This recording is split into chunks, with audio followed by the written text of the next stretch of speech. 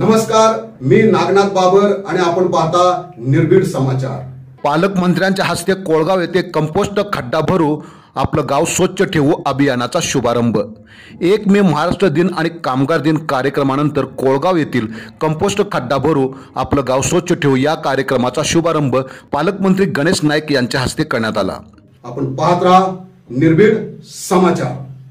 राज्य शासनाच्या पाणी पुरवठा व स्वच्छता विभागाच्या आदेशानुसार पालघर जिल्ह्यात कंपोस्ट खड्डा भरू आपलं गाव स्वच्छ ठेवू हे विशेष स्वच्छता अभियान आजपासून सुरू झाले असून या अभियानाचा शुभारंभ कोळगाव येथे पालघरचे पालकमंत्री गणेश नाईक यांच्या हस्ते आज पार पडला।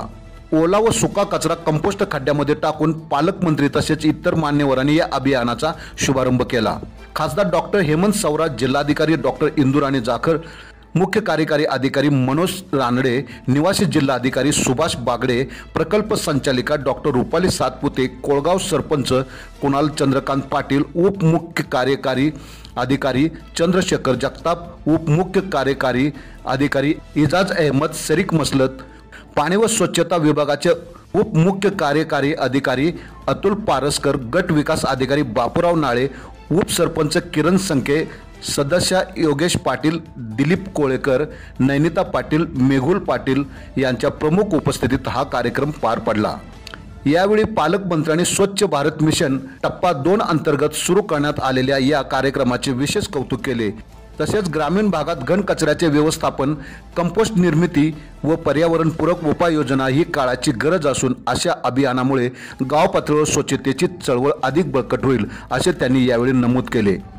या अभियानाचा उद्देश ग्रामीण भागातील ओल्या कचऱ्याचे योग्य व्यवस्थापन करून कंपोस्ट व गांडूळ खत निर्मिती करणे आहे।